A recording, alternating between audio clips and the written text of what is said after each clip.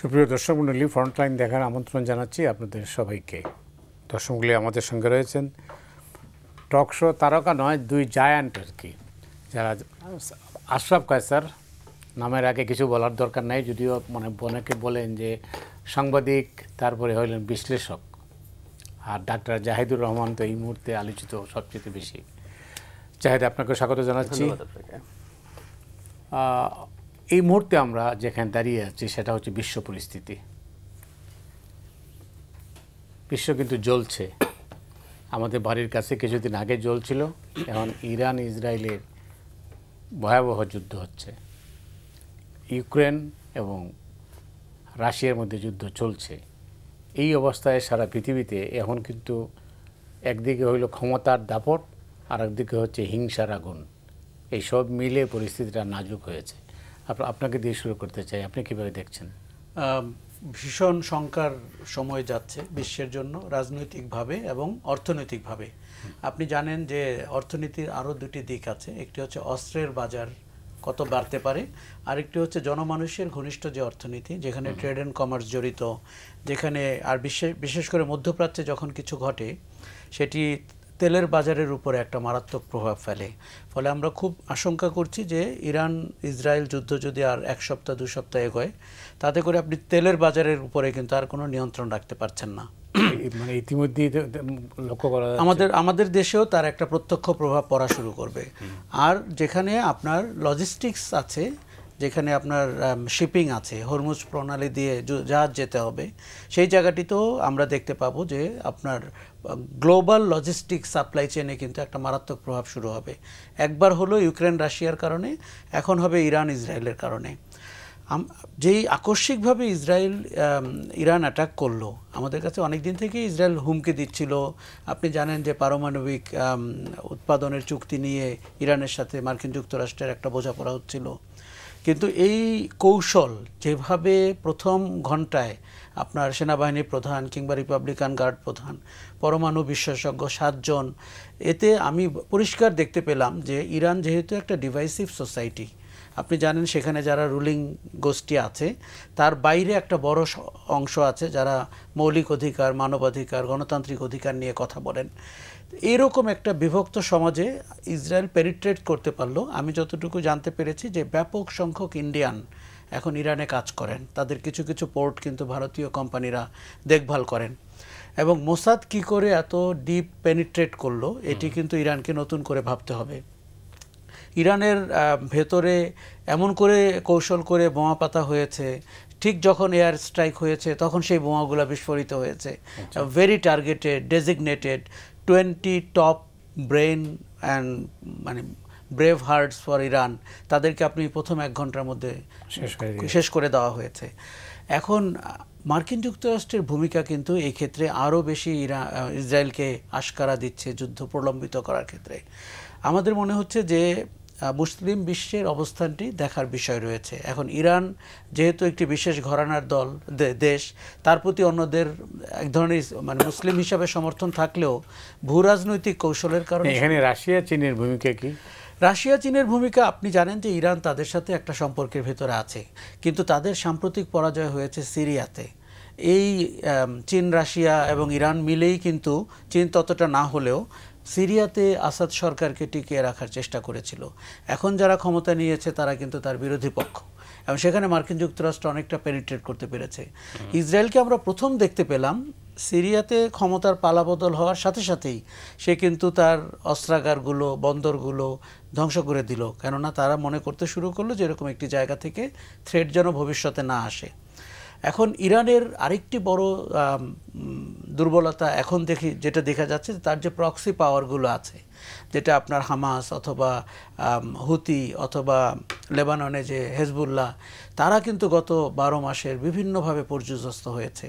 হুতিরা হয়তো এখনও কিছুটা আক্রমণ করার মতো টিকে আছে, আর মূল লিডারশিপ কিন্তু আপনি যদি হামাস প্রধানকে দেখেন, হেজবুল্লাহ প্রধানকে দেখেন, তারা খুন হয়েছেন বিভিন্নভাবে গত 12 মাসে। কাজেই এই যুদ্ধ আমার ধারণা এখন নেতানিয়াহু যেটি বলছেন যে তিনি রেজিম চেঞ্জের আহ্বান জানিয়েছেন। তিনি বলছেন যে এই যুদ্ধ প্রথমে বলছিলেন 2 সপ্তাহ 1 সপ্তাহ চলবে, এখন বলছেন ক্ষমতার পরিবর্তন হওয়া ছাড়া যুদ্ধটি উনি কন্টিনিউ করতে চান। তার সাথে ইসরায়েলের অভ্যন্তরীণ রাজনীতির একটা সম্পর্ক রয়েছে। যতদিন গাজাতে যুদ্ধ চলবে, যতদিন ইরানে আবার নতুন করে যুদ্ধ শুরু হলো, ইসরায়েলের অভ্যন্তরীণ রাজনীতিতে নেতানিয়াহু একটু অ্যাডভান্টেজেস পজিশনে থাকছেন। ইরানকে আমরা অনেক দিন থেকে সমালোচনা করছিলাম তার নাগরিকদের মৌলিক অধিকার হরণ করার জন্য, এবং বিশেষ করে পর্দা প্রথার ব্যাপারে যেরকম নারীদেরকে হেনস্থা করা হচ্ছিল, সেই জায়গাটিতে এর ভেতরে যে একদল ভিন্ন মতের মানুষ রয়েছে, আমরা ৭৯ সালে ইসলামিক বিপ্লবের পর থেকেই তাদেরকে মাথাচাড়া দিতে দেখছিলাম না। এই সুযোগে এখন আর যেভাবে পেনিট্রেট করেছে মোসাদ অথবা ইসরায়েল, তাতে শঙ্কাটি হচ্ছে যে ভেতরেও কিছু ঘটে কিনা। আপনি জানেন গতকালকেও কিন্তু সেখানে প্রচুর গাড়ি বোমা বিস্ফোরিত হয়েছে, যেগুলো আকাশ থেকে নিক্ষিপ্ত ক্ষেপণাস্ত্র কিংবা বোমা না, এগুলা মাটি থেকে বিস্ফোরিত হওয়া। এই জায়গাটিতে এই যুদ্ধকে খুব সিরিয়াসলি আমাদের কাউন্ট করতে হবে, এবং মনে হচ্ছে যে মধ্যপ্রাচ্যে একটি রেজিম চেঞ্জের দিকে ইসরায়েল এবং আমেরিকা দীর্ঘস্থায়ীভাবে যাওয়ার চেষ্টা করছে। অনেক ধন্যবাদ জাহিদ। এখন কিন্তু নানা দিকে যেভাবে চলছে, কেন যেন মনে হচ্ছে এটা মানে যা আলামত দেখা যাচ্ছে, সেই আলামতকে কেন্দ্র করেই একটা তৃতীয় বিশ্বযুদ্ধের দিকে বিশ্ব যেতে পারে। আপনার কি মনে হয় যে তৃতীয় বিশ্বযুদ্ধের সম্ভাবনা আছে? আমি কি পাল্টা প্রশ্ন যদি করি, তৃতীয় বিশ্বযুদ্ধ কি শুরু হয়নি? আমি প্রশ্নটা কেন করছি, আমরা কাগজে কলমে ধরে নেই হিটলার যখন জার্মানি যখন পোল্যান্ড অ্যাটাক করলো, তারপর ফ্রান্স এবং ব্রিটেন তার বিরুদ্ধে যখন যুদ্ধ ঘোষণা করলো, ওই পয়েন্টটাকে দ্বিতীয় বিশ্বযুদ্ধ ধরি। অনেক গবেষক ইভেন 1931 সালে জাপান মাঞ্চুরিয়া ইনভেড করে চীনের, ওটাকেও starting point of second world war কেউ কেউ বলেন। সরিয়ে রাখি 1937-এ নানকিং, সেই বিখ্যাত নানকিং ম্যাসাকার যখন হয়, ইনভেড করে জাপান আবার চায়নাতে, অ্যাটলিস্ট 37-এ সেকেন্ড ওয়ার্ল্ড ওয়ার শুরু হয়েছে বলে অনেক বড় পণ্ডিত মনে করেন। এই মুহূর্তেও পৃথিবীতে প্রচুর মানুষ আছেন যারা বিশ্বাস করেন আসলে তৃতীয় বিশ্বযুদ্ধ শুরু হয়েছে রাশিয়া ইউক্রেন ওয়ারের মাধ্যমে। এটা বলতেই পারে, কারণ একটা বিশ্বযুদ্ধ তো আসলে ঘোষণা দেয় না যে আমরা আসো সবাই মিলে একটা তৃতীয় বিশ্বযুদ্ধ শুরু করি, এটা হয় না। 2-3টে দেশ শুরু করে, আস্তে আস্তে আস্তে আস্তে কেউ কেউ জড়াতে থাকে, জড়াতে কোনো কোনো জায়গায় ফোকাল কিছু যুদ্ধ হয়, তারপর দুটো পক্ষে শার্পলি ডিভাইডেড হয়ে যায়। আচ্ছা, আমরা যদি তৃতীয় বিশ্বযুদ্ধ শুরু নাও হয়, একটা সিচুয়েশন আছে, আমরা এটা একটু আলোচনা করতে চাই। ইতিহাসে কখনো ওয়ার্ল্ড অর্ডার একটা বিশ্বযুদ্ধ ছাড়া, যখন একটা দেশ বা একাধিক দেশের ডমিনেন্সের যে ওয়ার্ল্ড অর্ডার আছে, এটা বিশ্বযুদ্ধ ছাড়া পাল্টায় নাই তো। ফার্স্ট ওয়ার্ল্ড ওয়ারে কি ছিল? ব্রিটেন, ফ্রান্স এরা শক্তিশালী ছিল, জার্মানি শক্তিশালী হয়ে উঠছে, ও চ্যালেঞ্জ করলো তাকে, সে ওয়ার্ল্ড অর্ডার তার হাতে নেওয়ার চেষ্টা করলো, পেরে উঠলো না, সে আবার হিউমিলিয়েটেড হলো, আবারও ঘুরে ফিরে ইউরোপ, বিশেষ করে ব্রিটেন এবং ফ্রান্সের ডমিনেন্ট যে ওয়ার্ল্ড অর্ডার সেটা থাকলো। তার যেই ভার্সাই ট্রিটির মাধ্যমে জার্মানিকে হিউমিলিয়েট করা হচ্ছে বলে মনে হলো, সে আস্তে আস্তে আবার শক্তি সঞ্চয় করলো, সে আবার চ্যালেঞ্জ দিতে গেল।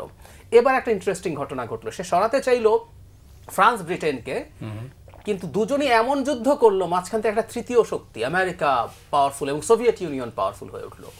তাহলে নতুন আরেকটা ওয়ার্ল্ড অর্ডার শুরু হলো এর পরবর্তীতে। আমেরিকার নেতৃত্বে সোভিয়েত ইউনিয়ন কিছুদিন চ্যালেঞ্জ করেছে এবং 90-তে এসে তার পতন হলো, তারপর থেকে আমেরিকা ডমিনেট করছে। এখন কিন্তু চায়না মাথা চাড়া দিচ্ছে, চায়নার সাথে Russia to some extent minor partner হয়ে উঠছে। এই যে একটা ওয়ার্ল্ড অর্ডার পাল্টানোর পরিস্থিতি আছে, একটা বিশ্বযুদ্ধ হওয়ার খুবই সম্ভাবনা আছে, এবং এটা শুরু হয়ে গেছে অথবা শুরু হতে যাচ্ছে, টু সাম এক্সটেন্ট এভাবে হতে হয়। এটা আজকে এখানে হোক না হোক, এটা তো প্রেডিকশন আছে 2027 সালে চায়না সম্ভবত তাইওয়ান তার সাথে অ্যানেক্স করবে। তো ট্রাম্প আছে, ট্রাম্প যুদ্ধে যাবেন কিনা নট নেসেসারিলি এটা নিশ্চিত না, কিন্তু যদি তাইওয়ানের সাথে তাইওয়ানকে অ্যানেক্স করতে যায়, খুব সম্ভাবনা আছে জাপানও যুদ্ধে জড়িয়ে যাবে, ফিলিপিন্স জড়িয়ে যেতে পারে, এবং তখন আমেরিকা চাইলেও দূরে থাকা খুব ইজি হবে না। সো অনেকগুলো ঘটনা আছে যেগুলো আমরা দেখতে পাচ্ছি, মূলত আসলে ওই বিষয়টা যে আমেরিকার ডমিনেন্ট যে ওয়ার্ল্ড অর্ডার আছে, এটাকে এখন চায়না রাইটলি প্রত্যেকটা দেশ যখন পাওয়ারফুল হয়ে ওঠে সে তার মতো করে, চায়না এই প্রশ্নটা করে, আমেরিকা যে প্রায় বলে রুলস বেসড অর্ডার, ও প্রশ্ন করছে who are you to decide the rules. এই যে আমরা প্রায় দেখবেন এই কথাটা বলা হয় দ্বিতীয় বিশ্বযুদ্ধের পর থেকে, মানে আমেরিকা তার কৌশল হিসেবে কি করলো, সে করলো কি জাতিসংঘ তৈরি করলো, সে অনেকগুলো আন্তর্জাতিক সংস্থা তৈরি করলো, ওগুলোর কতগুলো রুল তৈরি করলো এবং বললো পৃথিবী এই রুলের মাধ্যমে চলবে, কিন্তু এগুলো পাল্টে গেছে। এটা সবচেয়ে বড় উদাহরণ হলো দ্বিতীয় বিশ্বযুদ্ধের পর কোনো দেশ আরেকটা দেশের 20 বা 25% ল্যান্ড গ্র্যাব করে নিজের সাথে অ্যানেক্স করে নাই, রাশিয়া করেছে। ইউক্রেনের পুরোটা তার দখলে না থাকলে অ্যারাউন্ড 25% অফ দ্য এরিয়া, তার ক্রাইমিয়া তো নিয়েছে আগেই, তারপর ডনবাসের দুটো এবং এর সাথে জাপোরিজিয়া আর খেরসন মিললে 25%-এর মতো জায়গা সে তার সাথে কনস্টিটিউশনালি অ্যানেক্স করে ফেলেছে। সো পৃথিবী এখন একটা নতুন পৃথিবী। গাজাতে বলা হচ্ছে আমি গাজাও দখল করে ফেলবো। না, এই নতুন পৃথিবীতে আমরা কোথায় দাঁড়িয়ে আছি? আমরা মহা বিপর্যয়ের মুখে দাঁড়িয়ে আছি। কোনো সন্দেহ নেই, ভারতের মিডিয়াতে হাসাহাসি হয়, আমরা হাসাহাসি করি। ওরা রীতিমতো আমাদের দুটো অংশ দেখিয়ে বলছে, যেমন যেহেতু ওদের চিকেন স্নেক উপরে সরু আছে, আমাদের বাংলাদেশের ব্যাপারে একটা মাথা আছে, আবার এদিকে আমাদের চিটাগং সহ একটা জোন আছে, আমাদের একটা চিকেন স্নেক আছে ফেনীর এইদিকে, তারা প্রচুর বলছে। হু নোজ, আমরা পৃথিবী পাল্টে গেছে। পৃথিবী আগে যেমন ছিল, সব সমালোচনার পরেও দ্বিতীয় বিশ্বযুদ্ধ পরবর্তী যে ওয়ার্ল্ড অর্ডার, যে রুলগুলো বলবৎ ছিল, সেই রুলগুলোর বলবৎ নাই। এখন ভূমি দখল করা যায়, এখন ভূমি যুদ্ধ করে আক্রমণ করে করে ফেলা সম্ভব।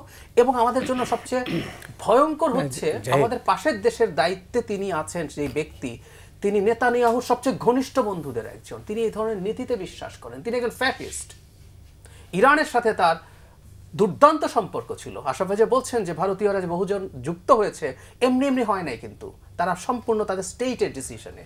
সো সেই ব্যক্তি যখন আমাদের পাশে থাকে, আমাদের জন্য তো সিরিয়াস রিস্ক আছেই। মুসলিম বিশ্বের এই অবস্থাটা কেন? মুসলিম বিশ্বের এই অবস্থা সবসময় ছিল।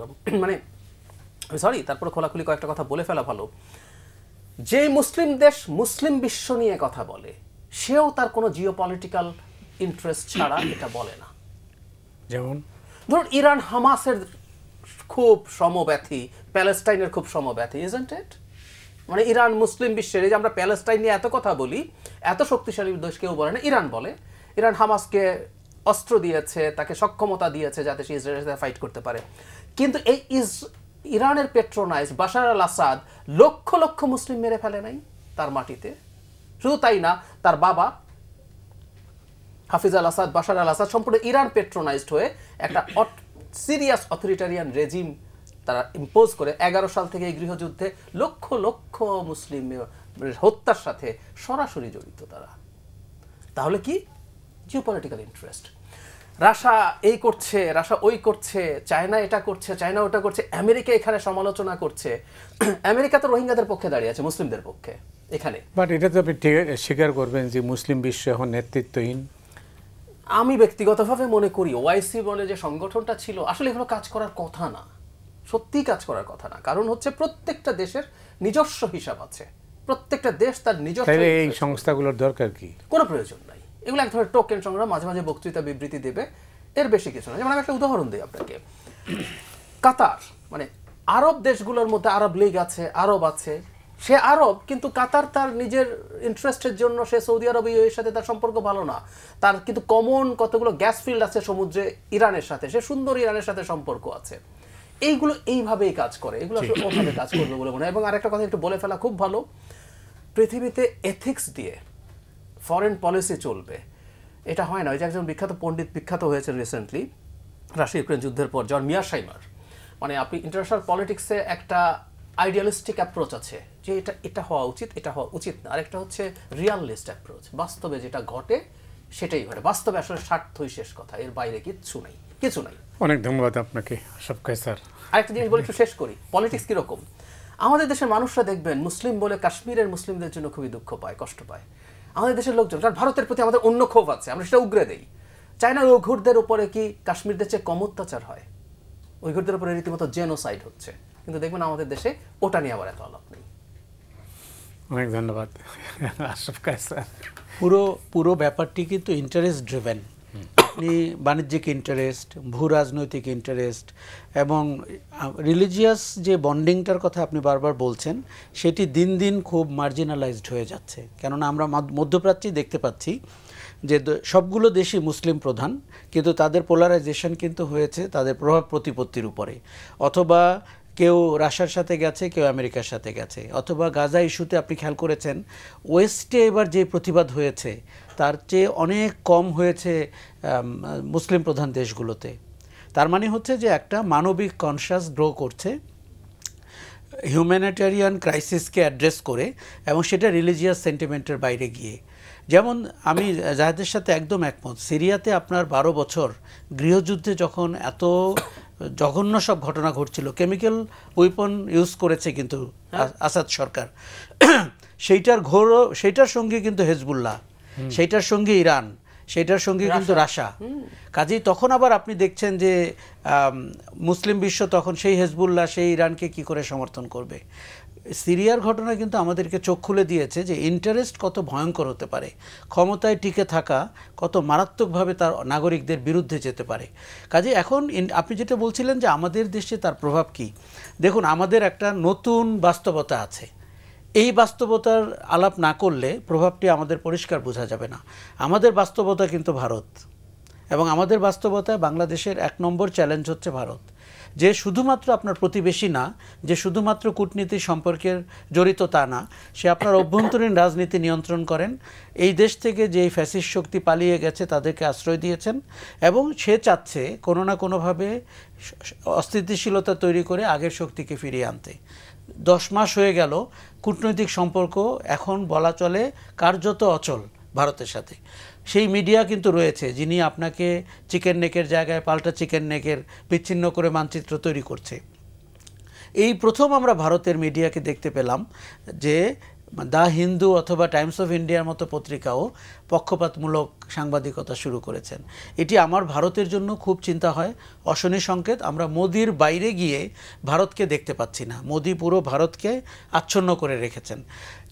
আর সেই ভারতে যদি ইন্টারেস্ট থাকে মিডল ইস্টে, ইরান ইসরায়েল যুদ্ধে, আমি কিন্তু বলবো যে ইরান কিছুটা প্রতারিত হয়েছে ভারত দ্বারা, যেহেতু তাদের আপনার পাকিস্তানের সাথে বর্ডার রয়েছে, ভারতের সাথেও প্রায় বর্ডার রয়েছে, তারা ট্রেড অ্যান্ড কমার্সের দিক থেকে ভারতকে বিশ্বাস করেছে।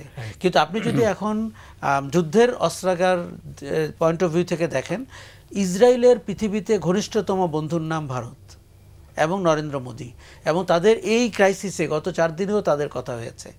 কাজেই ইসরায়েলকে ভারত যেভাবে সহযোগিতা করছে, আর ভারত আবার ইসরায়েল থেকে সহযোগিতা নিচ্ছে, এই যে সাম্প্রতিক পাকিস্তানের সাথে ভারত যুদ্ধ বাধাতে গেল, সেখানেও ইসরায়েলের আপনি নেতানিয়াহুর বক্তব্য দেখেছেন, প্রথম দিনেই বলেছে তারা ভারতের সব কিছুকে সমর্থন করছে এই যুদ্ধে।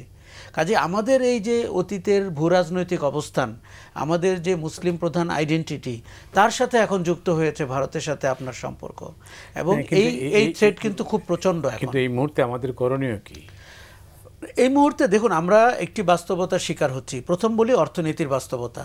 আমরা যে তেলের দাম বেড়ে যাবে বুঝতে পারছি, আমরা যে মানে লজিস্টিক্স, রিভারাইন ট্রান্সপোর্টের সমস্যা হচ্ছে সেটি বুঝতে পারছি।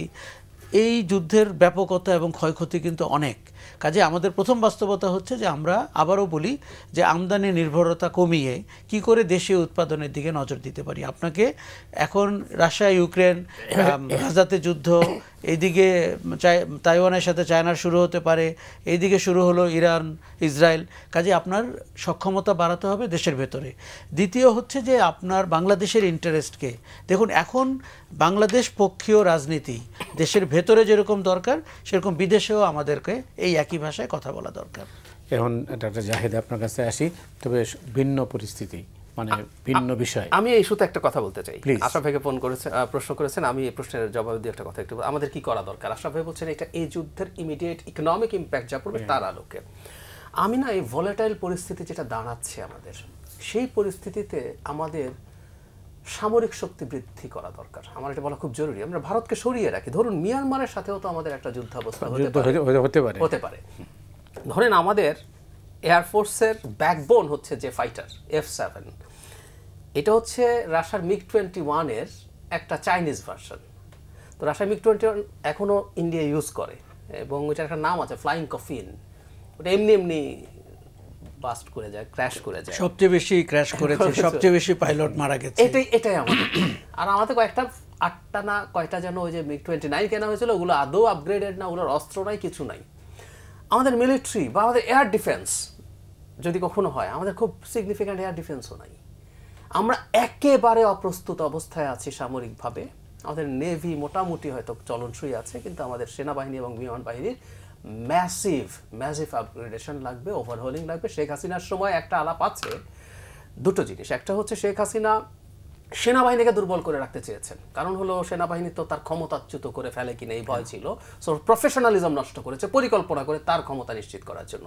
আর আরেকটা কথা বলা হচ্ছে আমাদের কোনো স্বাধীন ডিফেন্স পলিসি রাখা যায় নাই বিকজ অফ ইন্ডিয়া। আমি একটা স্মৃতি মনে করিয়ে দিই, আমরা চায়না থেকে যে দুটো সাবমেরিন কিনেছিলাম, মিং ক্লাস সাবমেরিন, খুবই ব্যাকডেটেড, কিছুটা আপডেট করে দিয়েছে, এটা তেমন কিছু না। ভারতের সাথে যুদ্ধ লাগলে আমাদের ওগুলোকে ধ্বংস করার জন্য কঠিন কাজ না। কিন্তু আপনার মনে আছে ভারত কীভাবে রিয়্যাক্ট করেছিল যে আমরা সাবমেরিন কিনছি কেন, আমি আমার টাকায় সাবমেরিন কিনবো, ওর খুব লাগছে। তো আমাদের একটা স্ট্র্যাটেজিক সভরেন্টিও তৈরি করতে হবে, আমাদের নিজেদের মতো করে আমাদের পলিসি তৈরি করতে হবে। আমি এই শেখ হাসিনার সময় একবার একটা আলোচনা দেখেছিলাম যে আমরা ওই যে হেলিকপ্টার গানশিপ অ্যাপাচে কেনার চিন্তা করেছিলাম আমেরিকা থেকে, ইটস মোস্ট অ্যাডভান্সগুলোর মধ্যে আছে, জানি না কতটুকু সত্য। ওখানেও খবরটা ছিল যে এটা ভারত প্রচণ্ড ভেটো দিচ্ছে। সো আমাদের এই ব্যাপারগুলো আসলে মাথায় রাখতে হবে, আমাদের সামরিক শক্তি বাড়াতে হবে। আমি একটু জাহেদের সাথে যোগ করি, গত শাসনের সময় দুর্নীতির একটি বড় জায়গা ছিল কিন্তু সামরিক সরঞ্জাম ক্রয়। আপনি তারেক সিদ্দিকীর উপস্থিতি জানেন এবং শেখ পরিবারের সংযুক্তি জানেন। সেনাবাহিনীকে এক অর্থে দুর্বল করে রাখা, যাতে তারা কোনোভাবেই প্রতিদ্বন্দ্বিতা করতে না পারে, আনপ্রফেশনাল করে ফেলা। আমি কিন্তু সেনাবাহিনী এবং সশস্ত্র বাহিনী নিয়ে খুবই শঙ্কিত, কেননা গত 16 বছরে আমরা যেভাবে প্রমোশন দেখেছি, যেভাবে প্রধান নিযুক্ত হতে দেখেছি আত্মীয়তার ভিত্তিতে, এবং যেইভাবে আপনার নন প্রফেশনাল অ্যাক্টিভিটিগুলোকে আপার হ্যান্ডে নিয়ে আসা হয়েছে, এটি আমাদের দেশের জন্য একটা মারাত্মক ক্ষতির কারণ হয়েছে। সরকার যাই হোক, রাজনীতি যাই হোক, সশস্ত্র বাহিনী থাকবে ইন্ডিপেন্ডেন্ট, বোল্ড অ্যান্ড ব্রেভ। সেই জায়গাটাতে কারাপশন করা হয়েছে প্রচুর পারচেজের সাথে। আপনি বড় বড় জেনারেলরা যুক্ত হয়েছেন, আমি প্রচুর টেন্ডারের গল্প জানি, কি করে সেগুলো পারসিউ করা হয়েছে, কারা হাঙ্গেরি থেকে অস্ত্রপাতি অথবা মনিটরিং আনার চেষ্টা করেছেন, টার্কির সাথে যোগাযোগ করেছেন। এই আমার মনে হয় এটি একটা দারুণ, আমি শুরু থেকে বলছি 5ই অগাস্ট থেকে সামরিক বাহিনীর উপরে আমাদের একটা সুন্দর হোয়াইট পেপার দাঁড় করাতে হবে এবং নির্মোহভাবে যে কতটুকু আছে, কতটুকু চিন্তার বিষয়, কতটুকু আগামীতে আমরা পারচেজ করব। আমাদের একটি ডিফেন্স পলিসি লাগবে। জাহেদ যেটা বলছেন যে সামরিক শক্তি বৃদ্ধি করতে হবে, তো এটার ব্যাপারে আপনার আমি বলবো আগে আমাদের অ্যাসেসমেন্টটা হোক, আমাদের কি রয়েছে। আমরা কিন্তু উই আর অ্যাট ডার্ক, কিন্তু রিঅ্যালাইনমেন্ট করা দরকার। এমন হতে পারে অনেক কিছু রয়েছে এই সময়ে কিন্তু উপযোগী না। আর ভারতের তাপের ভেতরে থেকে সামরিক কৌশল প্রণয়ন, যেটি বাংলাদেশের অভ্যাস হয়ে গেছিল, আমার মনে হয় ডক্টর ইউনূসের গত 10 বছরের যেটি বড় সাফল্য, সেটি হচ্ছে ভারতের চোখের দিকে তাকিয়ে একটা ইন্ডিপেন্ডেন্ট অবস্থান তৈরি করার চেষ্টা করছেন। সামরিক অবস্থানটি তার সাথে মানানসই হতে হবে, এবং সেখানে আপনি এমনও হতে পারে যে নতুন সরঞ্জাম কিনতে পারবেন অ্যাট নো এক্সট্রা কস্ট। কারণ অতীতে যে কস্টটা, যে অ্যানুয়াল বাজেট আমরা করেছি $13 বিলিয়ন, $14 বিলিয়ন, এমনও হতে পারে যে আপনি যখন দেখবেন যে প্রাইস কি করা হয়েছিল, সেখানে তো কমিশন যেতে যেতে আপনার হয়তো প্রাইস ডাবল 3 গুণও হয়ে যেতে পারে। সাবমেরিন কিনতে গিয়ে যে সমস্যা হয়েছে, তো এইটা তো এর আরও বড় সমস্যা হতে না, এটি তখনও আমরা কথা বলেছিলাম যে ভারত যেভাবে আপনাকে চীনের থেকে সাবমেরিন, সেই সাবমেরিন কিন্তু কোনো উন্নত মানের, কোনো আধুনিক সাবমেরিন না। এটি নামকা ওয়াস্তে সাবমেরিন, বঙ্গোপসাগরে একটু ঘুরে বেড়ালো। কিন্তু ভারতের রিয়াকশন দেখে মনে হয়েছে যে বাংলাদেশের স্বাধীন সিদ্ধান্ত নেওয়ার ক্ষমতা নেই। যেমনটি একসময় তারা ভুটান, নেপালের সাথে করতেন, যে চায়না থেকে তেল আনবে কিনা, নেপাল চায়নার সাথে একটি নতুন রাস্তা উদ্বোধন করবে কিনা। আপনি ভারতের প্রতিহিংসা বোঝার জন্য শ্রীলঙ্কার দিকে আর নেপালের দিকে তাকান। নেপালের পোখারাতে একটা এয়ারপোর্ট হয়েছে, বেচারারা এমনিতেই ট্যুরিজমের জন্য এয়ারপোর্টটি করেছেন, যাতে আন্তর্জাতিক ফ্লাইটগুলো ওই এয়ারপোর্টে সরাসরি যেতে পারে, কাঠমান্ডু না হয়ে। একটি প্লেনও নামতে পারে না। প্রায় 1.5 বছর হয়ে গেল, এয়ারপোর্ট রেডি। তার উপরে যেটি করা হলো, ঠিক উদ্বোধনের পরপরই একটি প্লেন ক্র্যাশ করলো আপনার এয়ারপোর্টের পাশে, একটি অভ্যন্তরীণ বিমান সংস্থা।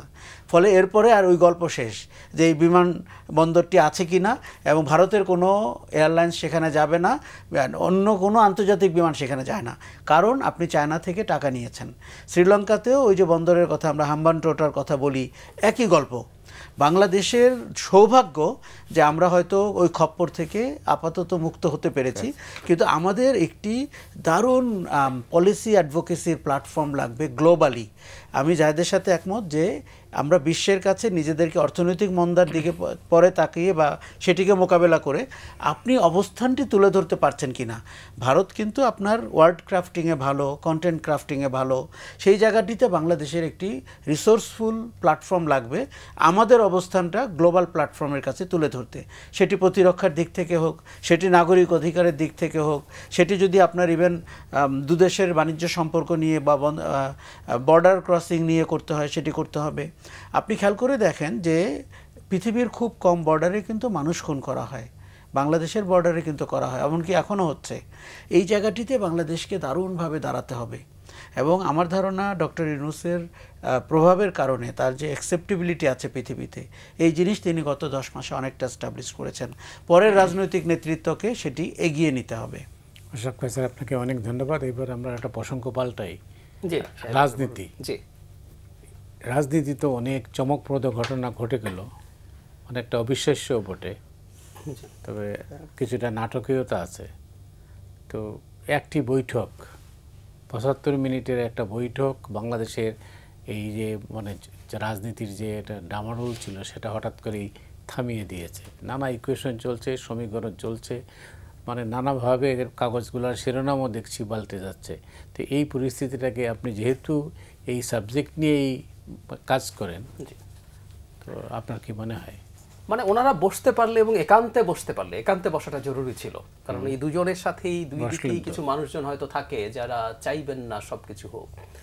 মানে দুজনে চমৎকার ভদ্রলোক মানুষ এবং তারা রিয়েলাইজ নিশ্চয়ই এটা করেছেন বাংলাদেশের ভবিষ্যৎ বাংলাদেশ কেমন হবে, বাংলাদেশ একটা কেওসের মধ্যে পড়বে এবং কেওস বাড়তে বাড়তে কোনো দিন, আমি সম্ভাবনা খুব দেখি না কিন্তু কেউ কেউ দেখেন, যদি মানে গৃহযুদ্ধের পরিস্থিতিতে চলে যাবে কি চলে যাবে না, দেশটা গণতান্ত্রিকভাবে এগিয়ে যাবে, দেশের কিছু সিগনিফিক্যান্ট জায়গায় কিছু রিফর্ম হবে কিনা, এই দুই মানুষের উপরে ডিপেন্ড করছে মূলত। আমি সাথে মাঝে মাঝে আমাদের সেনাপ্রধানকেও যোগ করি, আমরা চাই বা না চাই এই মুহূর্তে তিনিও খুবই একটা ক্রুশিয়াল, কিন্তু প্রধান দুইজন এই দুইজন, এবং এই দুইজন যখন বসলেন তখন আমরা এটুকু তো বুঝতে পারি কেউ তো আসলে এখানে কারো শত্রু হওয়ার কোনো কথা ছিল না, কারণ ছিল না, কিন্তু সরকারের দিক থেকে সর্বশেষ আমরা কিছু কিছু মানুষের কিছু আচরণ, কিছু বক্তব্য এবং ফাইনালি প্রধান উপদেষ্টা নিজে জাপানে যে ধরনের বক্তব্য দিয়েছেন তাতে একটা টেনশন যে মাউন্ট করেছিল এটা বোঝা যায়। বসার পরে সবকিছু শেষ হলো এবং হয় কি ভায়া কথা শোনা, যে জনাব কেউ একজন বললো তারেক রহমান কিন্তু এটা বলেছে উপদেষ্টাদের, কেউ আবার ওনার কথা কেউ গিয়ে বলছে, এর মধ্যে তথ্য ডিস্টর্টেড হয়। সো তারা বসেছেন এবং খোলা মনে কথা বলে আমি মনে করি সবকিছু তারা খুব সুন্দর মতো রিজলভ করেছেন। দুই পক্ষ তার পরস্পরের কাছে যে চাওয়া আছে সেগুলোর অনেক কিছুতেই একমত হয়েছেন। নির্বাচনের তারিখ একটা ফ্যাক্টর ছিল, তার বাইরেও আরও অনেক কিছু আমি ধারণা করি হয়েছে, এগুলো আমাদের জন্য পজিটিভ ভালো কিছুই হবে বলে মনে করি। সব কিছু ঠিকঠাক থাকলে এই একটা শব্দ কিন্তু শর্তযুক্ত আছে। আচ্ছা, 3টা শর্ত আছে, আমি আবার সেই শর্তগুলোকে গুরুত্ব দিই না। আমি বলি মানে অনেকে ইন্টারপ্রিট করছে এটা একটা ব্লাফ, আম সরি, আমি এটাকে ব্লাফ মনে করি না। আচ্ছা, 3টা কথা আছে। একটা হচ্ছে সব প্রস্তুতি সম্পন্ন হতে পারে, তারপর সেই ক্ষেত্রে আবার সংস্কার এবং বিচারের লক্ষ্যযোগ্য বা উল্লেখযোগ্য অগ্রগতি হতে হবে। তাহলে শর্ত 3টা, সংস্কার বিচার এই দুটোও হতে হবে এবং প্রস্তুতি। এখন কেউ বললো যে আমাদের প্রস্তুতি হয় নাই তাই নির্বাচন দেব না। আচ্ছা, কেন এই শর্তগুলো দিল আমি সেটা বলি। ধরুন এপ্রিলে নির্বাচনের ক্ষেত্রে প্রধান উপদেষ্টা ক্যাটাগরিক্যালি উল্লেখ করেছেন যে এপ্রিলে নির্বাচনের জন্য মানে উনি দেখেছেন এপ্রিলে নির্বাচন হলে সংস্কার এবং বিচার একটা মোটামুটি উল্লেখযোগ্য জায়গায় পৌঁছবে। এখন তিনি যখন ঘোষণা করেন প্রধান উপদেষ্টা, এখন হঠাৎ করে ফেব্রুয়ারিতে নির্বাচন কোনো কন্ডিশন ছাড়া বলে দিতে পারেন না। সো উনি ওটা রেখেছেন। আচ্ছা, আমি কেন মনে করি যে দুজন আসলে ফেব্রুয়ারি নির্বাচনের ব্যাপারে একমত হয়েছে? আমি মনে করি হয়েছে এটা এই কারণে, বিএনপি এপ্রিলে নির্বাচন কোনোভাবেই অ্যাগ্রি করছিল না। ওনাদের স্থায়ী কমিটির স্টেটমেন্টটা দেখবেন, ইট ওয়াজ ভেরি টাফ। ডক্টর ইউনূসের রাজনৈতিক ভব্যতা, তার বক্তব্য রাজনৈতিক ভব্যতার সীমা অতিক্রম করছে, এসব কথাও ছিল। তো সুতরাং বিএনপি যে এতটা কর্ডিয়ালি স্টেটমেন্ট দিতে দিয়েছে, তারা কর্ডিয়াল অ্যাটিটিউড করছে সরকারের সাথে, ইভেন জনাব খলিল যাকে তারা পদত্যাগ করতে বলেছিলেন, সেই জনাব খলিলও এই মিটিংয়ে, তাদের মেইন মিটিংয়ে তো 1-to-1 হয়েছে, আশপাশে ছিলেন, ব্রিফ করেছেন, সেটাও তারা মেনে নিয়েছেন ফর দ্য টাইম বিং। তার মানে তো মনে হয় যে আসলে আমরা যদি রিডিং বিটুইন লাইন্স করি, মানে ফেব্রুয়ারি ব্যাপারে সমঝোতা হয়েছে দুইজনের। এটা থাকবে কিনা যে ডিফারেন্ট ডিবেট, কারণ যারা চান নির্বাচন আরও পিছাক, মানে জুন টুনো না, পারলে 29 সালে চলে যাবে, এরকম যারা চান তাদের সে চেষ্টা করবেন, কিন্তু এই দুজনের মধ্যে আন্ডারস্ট্যান্ডিং হয়েছে। I am confident about that. জি, অনেক ধন্যবাদ। আশরাফ ভাই স্যার, আমি কাগজে দেখলাম যে যৌথ বিবৃতি যেটা আসছে সেটা নাকি 2 দিন আগেই চূড়ান্ত করা হয়। তার মানে কি বৈঠকের আগেই আরেকটা বৈঠক হয়েছে যেটা আমরা জানি না? অগ্রবর্তী একটি টিম বিএনপি থেকেও গিয়েছিল এবং সরকার থেকেও গিয়েছিল, এবং আমার কাছে খুব দারুণ লেগেছে এবারের প্রস্তুতি এবং ঘটনাটা যেভাবে ঘটলো, দুজন নেতার বডি ল্যাঙ্গুয়েজ এবং তাদের যে সৌহার্দ্যপূর্ণ আলোচনা এবং মিনিংফুল আউটকাম, সবগুলোকে দেখে মনে হয়েছে যে যেই অস্থিরতাটা গত কয়েক মাস আমরা দেখতে পেয়েছি, কিছু ইন্ডিভিজুয়ালের অ্যাক্টিভিটি আমাদের নজরে পড়েছে, কিছু অ্যান্টি স্টেট অ্যাক্টরকে আমরা অতিরিক্তভাবে প্রভাবশালী হতে দেখেছি, তাতে করে মনে হয়েছে যে বাংলাদেশ একটি ক্যাওসের ভিতরে যাচ্ছে। এবং খুবই দুঃখ লাগছিল যে অগাস্ট জুলাইয়ের যে আশা আকাঙ্ক্ষা তার সাথে রাজনীতিবিদরা মানানসই হচ্ছেন না। কিন্তু আমার এই ধারণাটি ছিল, বিশেষ করে আমি সম্প্রতি তারেক রহমানকে মিট করেছিলাম এবং তার ভেতরে যে ট্রান্সফরমেশন আমি দেখেছি, আমি প্রকাশ্যেই গত 9 মাসে অনেকবার বলেছি যে এই ধরনের ট্রান্সফরমেশন বিরল আমাদের রাজনীতিতে। মানে রাজনীতিতে যে একে অন্যের প্রতি যে লেগে থাকা, তার জায়গায় নেতৃত্বকে উনি কয়েক গুণ বাড়িয়ে দলের সমালোচনা করেছেন, অ্যাকশন নিয়েছেন, আপনার ধৈর্য ধরেছেন, এবং ভাষা যদি আপনি দেখেন সরকারের ব্যাপারে বা প্রফেসর ইউনূসের ব্যাপারে, এবং আমার ধারণা যে এইগুলো দিয়ে তিনি নেতৃত্বের একটা নির্দিষ্ট ধাপে উত্তীর্ণ হয়েছেন।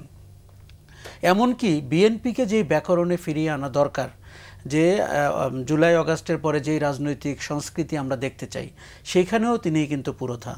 আরেকটা জিনিস যেটি হচ্ছে যে তিনি যদি বাংলাদেশের আগামী নেতা হন, সরকারের প্রধান হন, তার জন্য তাকে অ্যাকসেপ্টেবল করা দেশের ভেতরে এবং বাইরে, সেই কাজটিকেও আমরা করতে দেখেছি। আপনি যদি এইবারের বডি ল্যাঙ্গুয়েজ দেখেন, এটি অত্যন্ত সৌহার্দ্যপূর্ণ। আমি আপনাকে বলি, যৌথ বিবৃতি বা যৌথ ঘোষণা নিয়ে তারাই আহত যারা চেয়েছিলেন এই অস্থিরতাটি প্রলম্বিত হোক। কেননা ঘোলা পানিতে মাছ শিকার করতে তাদের অনেকেরই খুব সুবিধা। তারা সরকারে আছেন, তারা রাজনৈতিক দলে আছেন, তারা দেশে বিদেশে আছেন, তারা ইউটিউবে আছেন। এখন এতগুলো বিচিত্র অ্যাক্টর, আর ভারত এবং আওয়ামী লীগ কিন্তু আছেই। আপনি খেয়াল করে দেখবেন, আওয়ামী লীগ গত 10 মাসে বিএনপির বিরুদ্ধে কোনো সমালোচনা করেনি। সমস্ত সমালোচনা প্রফেসর ইউনূস এবং তার সরকারের ব্যাপারে। ভারতেরও কিন্তু একই অবস্থান। তারা এখন নির্বাচনের ভেতর দিয়ে একটি নির্বাচিত সরকার চান। আরেকটা জিনিস হচ্ছে যে দেখুন, বাংলাদেশের রাজনীতিতে ভারত বিরোধিতা এখন একটি জাতীয় ইস্যু। আমি বিরোধিতার চেয়েও বলতে পারি আমাদের অবস্থানকে, একসময় এটি রাজনৈতিক ইস্যু ছিল, দলীয় ইস্যু ছিল।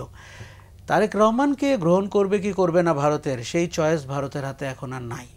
কেননা বাংলাদেশের মানুষের কাছে ভোটে যদি আপনি যেতে চান, ভারতকে আপনাকে ইস্যু বানিয়ে সামনে যেতে হবে। বাংলাদেশের মানুষ আরও জানতে চায় ভারতের ব্যাপারে এই দলটির অবস্থান কি, এই নেতৃত্বের অবস্থান কি।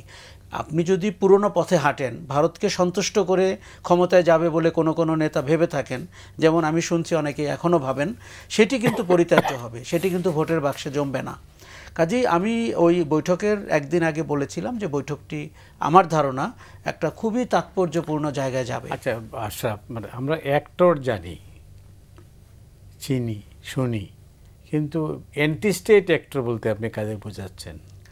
আমি বলছি যে আমি অ্যান্টি স্টেট না বলে বলছিলাম যে ইন্ডিভিজুয়াল সিঙ্গেল, মানে স্টেট অপারেটিভস, যারা সরকারের ক্ষমতার কিছুটা নিয়ন্ত্রণ করেন, যাদের কোনো পদ পদবি নাই, যারা সিরাজুল আলম খান, যারা নাকি কিছুটা রোম্যান্টিক, কিছুটা বাইপোলার এবং কিছুটা আতঙ্কবাদী মানুষ, তাদের কথা বলছি। আমি আপনাকে 15-16 জন 20 জনের নামও বলতে পারবো। হয়তো তাদের মধ্যে 6-7 জন অনেক বেশি আমার চোখে এসে পড়ে, আর কেউ কেউ কখনো কখনো তাদের ক্ষমতার চেয়েও বেশি জাহির করতে পছন্দ করেন। অনেক ধন্যবাদ আপনাকে জাহিদ। এখন যেটা হলো যে এই রাজনীতির যে পোলারাইজেশন, একটা বড় ধরনের পোলারাইজেশন হয়েছে, তো এইটা তো একটা মানে পক্ষে বিপক্ষে দুইটা কিন্তু আছে, স্রোত তো আছে, একটা স্রোতের মধ্যে তো নাই। এটা কি এই ধারাটা অব্যাহত রাখতে হলে এটার করণীয় কীভাবে আছে? মানে এটা কি রাজনীতি এখানেই শেষ হবে না সামনে? মানে রাজনীতি হতে হবে, মানে দ্যাটস ভেরি ইম্পর্টেন্ট। খেয়াল করি রাজনীতি তো স্রোত থাকবে, মানে ডেমোক্রেটিক সোসাইটিতে ভিন্ন স্রোত থাকাটাই স্বাভাবিক। প্রধান উপদেষ্টা বিএনপির সাথে বসে জয়েন্ট স্টেটমেন্ট দিয়ে ইলেকশন ঠিক করছে, এটা তো অন্য দলের ভালো লাগবে না। কেউ কেউ বলেছেন, জামায়াত বলেছেন যে একটা দলের সাথে বসে এবং যৌথ বিবৃতি দিয়ে তিনি নিরপেক্ষতা হারিয়েছেন। এনসিপি বলছে ওখানে সংস্কার বিচার নিয়ে আলাপ হয় নাই, এবং তাদের একজন সদস্য বলছেন বিদেশের মাটিতে বসে এসব আমরা মানি না। এগুলো করবে। ধরুন এনসিপির তো একটা কারণই আছে, সেটা হলো এনসিপির গায়ে তো একটা কিংস পার্টির তকমা আছে। এখন সরকারের সমালোচনা করে সে একটা বিরোধী দল, আমি কিংস পার্টি না, এটা দেখানোর চেষ্টা হবে। জামায়াত ইসলামী তার রাজনীতি করার চেষ্টা করছে তার মতো করে, দ্যাটস ফাইন।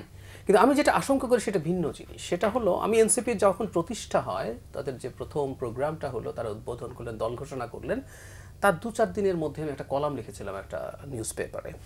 তো সেখানে আমার চাওয়া ছিল এনসিপির কাছে বা জামায়াতের কাছেও, এনসিপির কাছে বেশি, তারা নতুন দল, তারা যেন রাজনীতি করেন। মানে রাজনৈতিক দল হওয়া মানেই কিন্তু রাজনীতি করা না। আচ্ছা, বিএনএম বলে একটা দল 24 সালে ইলেকশনের আগে হয়েছিল না? ও কি রাজনীতি করার জন্য হয়েছিল? ও ষড়যন্ত্রের জন্য এসেছিল। তৃণমূল বিএনপি, তারপর আমি দলের নাম ভুলে গেছি, যেন ফেরদৌস আহমেদ করে সে 11-11 সময় একটা দল তৈরি করতে গেছেন। এগুলো প্রত্যেকটা আসলে রাজনীতির জন্য তৈরি হওয়া দল না। ওরা যেন রাজনীতি করেন। মানে এখন সমস্যাটা কেন বলছি, যেমন ধরুন ফেব্রুয়ারিতে নির্বাচন হবে, এনসিপি যদি এপ্রিলে হলে তাদের জন্য সুবিধা মনে হয়, ওনাদের তো এই বাস্তবতা মেনে নিতে হবে। এই মুহূর্তে বাংলাদেশে বিএনপির সাথেই প্রধান ঐক্যমত্য হতে হবে। দলের ওজন আছে, তো এটা কিছু করার নাই। প্রধান উপদেষ্টা তো বিএনপির সাথে আলাদা বসেছে, জামায়াতের সাথে আলাদা বসেছে। কেন আলাদা বসেছে? এখন নাগরিক ঐক্য আর গণসংহতি আন্দোলন যদি বলে যে উনি নিরপেক্ষতা হারিয়েছেন, উনি জামাতের সাথে কেন আলাদা বসেছেন? পারে তো বলতে। ওনারা তো থোকে বসেছেন। ওনারা এক গ্রুপ, ইসলামিস্টরা এক গ্রুপ। গণ অধিকার পরিষদ নুরুল হক নূর যদি বলে যে উনি তো নিরপেক্ষতা হারিয়েছেন, এনসিপির সাথে তো উনি আলাদাভাবে বসেছেন, এটা উচিতই হয় না, সেটা আমি ধর্তব্যে আনছি না। তার মানেটা হচ্ছে স্টেক হোল্ডার সবাই, কিন্তু স্টেক হোল্ডার ওজন আছে, এবং বর্তমান বাংলাদেশে বিএনপির সাথে কনফ্লিক্ট করে আসলে হবে না।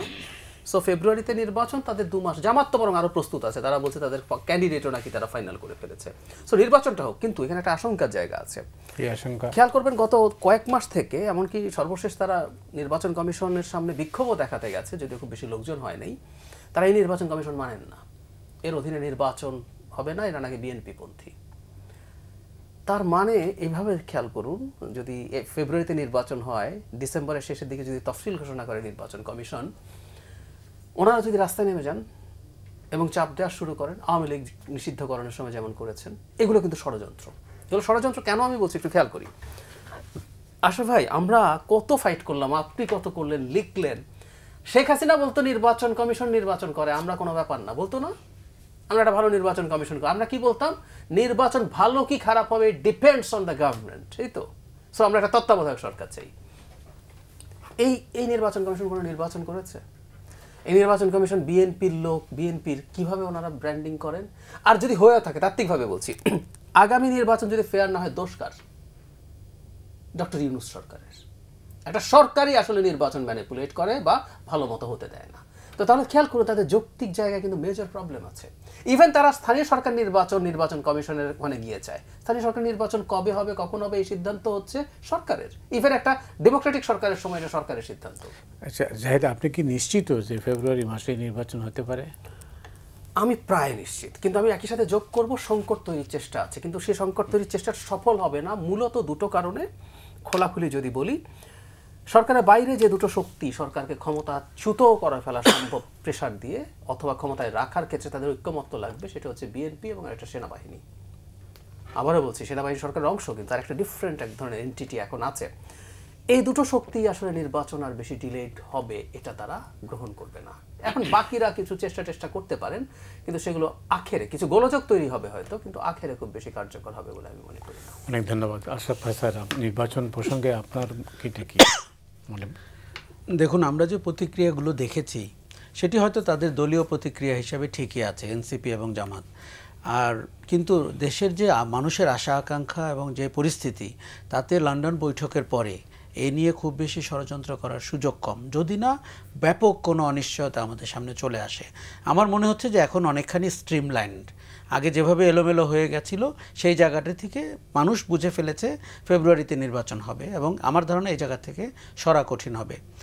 এনসিপির ব্যাপারে বলি, কেউ যদি দলীয় অন্তর্ভুক্তি সরকারের ভেতরে থেকে থাকে, সেটি এনসিপির রয়েছে। তাদের 2 জন উপদেষ্টা এখনও সরকারে রয়েছেন, তাদের ইমিডিয়েটলি সরকার থেকে বের হয়ে যাওয়া উচিত, নাহলে কিংস পার্টির গন্ধ তাদের গা থেকে কোনো দিন যাবে না। সেটি 5ই আগস্ট থেকে তাদের গায়ে লাগা শুরু হয়েছে, সেটা ডক্টর ইউনূসও বলেছেন, তারাও বলেছেন। এনসিপিকে একটা পথহারা রাজনৈতিক দল বলে মনে হচ্ছে। রাজনৈতিক দলও আমি বলতে চাচ্ছি না, একটি সম্ভাব্য রাজনৈতিক দল তারা ছিল। হ্যাঁ, কিন্তু এই পরিস্থিতিটা তৈরি হলো কেন? এটির একটাই কারণ তৈরি হয়েছে যে দেখুন তারা আসলে তাদের পরামর্শদাতা কারা, তারা রাজনৈতিক পজিশনিং কোথায় নিয়েছেন। যেমন দেখুন বাংলাদেশে সেন্টার লেফট কিন্তু খালি হয়েছে, আওয়ামী লীগ পালিয়ে গেছে। তারা সেন্টার লেফট দল হয়নি, তারা সেন্টার রাইট হওয়ার চেষ্টা করেছে। তারা জামাত ইসলামীর সাথে গেছে, তারা ইসলামিক ফোরামে গেছে, নারী সংস্কার কমিশন নিয়ে কি তির্যক ভাষায় তাদের নেতৃত্ব কথা বলেছেন। তাদের দল থেকে মেয়েরা হারিয়ে গেছে জুলাই আগস্টে, যাদেরকে আমরা রাস্তায় দেখেছিলাম। এবং বাংলাদেশের মানুষ ভীত এনসিপির এই তরুণরা যদি কোনো কারণে কিছুটা ক্ষমতা পায়, তারা আবার ডানপন্থী উগ্রবাদী একটি রাজনীতির প্রতিভূ হতে যাচ্ছে। এই ঘটনা 9 মাসে তারা ঘটিয়ে ফেলেছেন। কে তাদের পরামর্শ দেন? তার সাথে যুক্ত হয়েছে প্রচলিত রাজনীতির যে খারাপ আচরণগুলো, গাড়ি বাড়ি, টাকা পয়সা, বড় অফিস, এর কোনো কিছু এনসিপির দরকার ছিল না। এনসিপির 2টি বছর ওই সাদা নর্মাল প্যান্ট আর শার্ট পরে, স্যান্ডেল চপ্পল পরে সারা দেশে হাঁটাহাঁটি করলেও এর চেয়ে তার একটা রাজনীতি দানা বাঁধতে পারতো। জামাতে ইসলামীর পিক চলে গেছে, এটা আপনাকে বুঝতে হবে। তার এপেক্স শেষ, সে এখন নিচের দিকে নামবে, কারণ তার এপেক্সের চূড়াটা আমরা দেখে ফেলেছি। কাজেই জামাতে ইসলামীকে যে এই অন্তর্বর্তী সরকার আলাদা করে সুযোগ দিয়েছে, কথা বলেছে, সেগুলো আমাদের চোখে পড়েছে। দেখুন বাজারে ভ্যালিড পার্টি হচ্ছে বিএনপি, যার নৈতিকভাবেই নির্বাচনে বিজয়ী হয়ে ক্ষমতা নেওয়ার সুযোগ রয়েছে এবং মানুষ সেটি চায়। 16 বছর 17 বছর তাকে ক্ষমতার বাইরে রাখা হয়েছে। আপনি মতি ভাই জানেন 14 সালের নির্বাচনের আগে আপনার একটি কভার আমি দেখেছিলাম সব বিজয়ী মেয়রদেরকে নিয়ে। I still remember that. ওই সময়ের নির্বাচনে বিএনপি বিজয়ী হবে 14 সালে, এটিই তো স্বাভাবিক ছিল। কাজেই তাকে তো 10 বছর আপনি ক্ষমতার বাইরে রেখেছেন চক্রান্ত করে। আজকে যারা বিএনপির ব্যাপারে কথা বলে, বিএনপির রাজনীতি নিয়ে হাজারটা সমালোচনা আছে, আমি নিজেও করি, কিন্তু তার রাজনীতি, কিন্তু তার জনগণের দ্বারা নির্বাচিত হয়ে ক্ষমতা নেওয়ার নৈতিক অধিকার আছে কিনা, সে যারা এগুলো কথা বলে তাদের আসলে প্রাজ্ঞতা নাই, তারা ইতিহাস ভুলে গেছেন এবং তারা সুযোগ পেয়েছে বলে এক ধরনের অদ্ভুত আচরণ করা শুরু করেছে। কাজেই আমার মনে হয় যে লন্ডন বৈঠকের পরে এটি নিয়ে যেই চেষ্টা করবে, আপনি মনে রাখবেন যে সেই চেষ্টা আর সফল হবে না। সরকারটিকেও খুব সুন্দর করে বিদায় নিতে হবে। সরকারের ভেতরেও কিন্তু আশেপাশেও কিন্তু অনেক অতি উৎসাহী লোকজন আছে।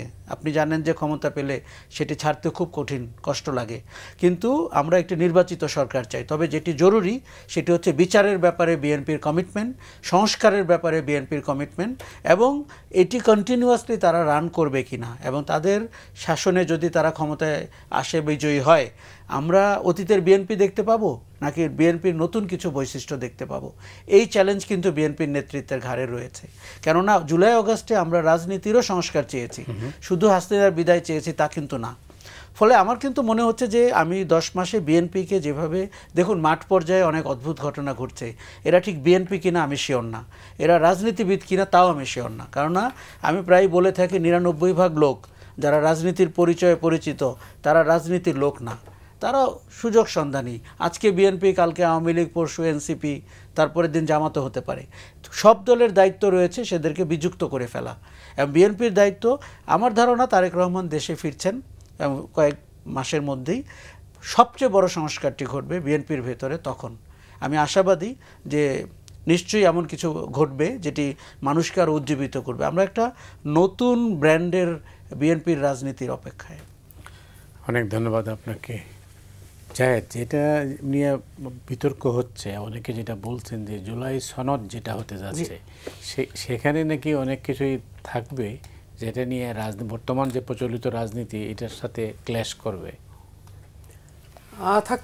থাকতে পারে, সম্ভাবনা আছে। এবং আমি আমার বক্তব্যটা বলি, মানে জুলাই চার্টারটাকে আমরা আমাদের কেউ যাতে নিজস্ব কিছু চিন্তা এবং খোয়াবের প্রতিচ্ছবি না করি।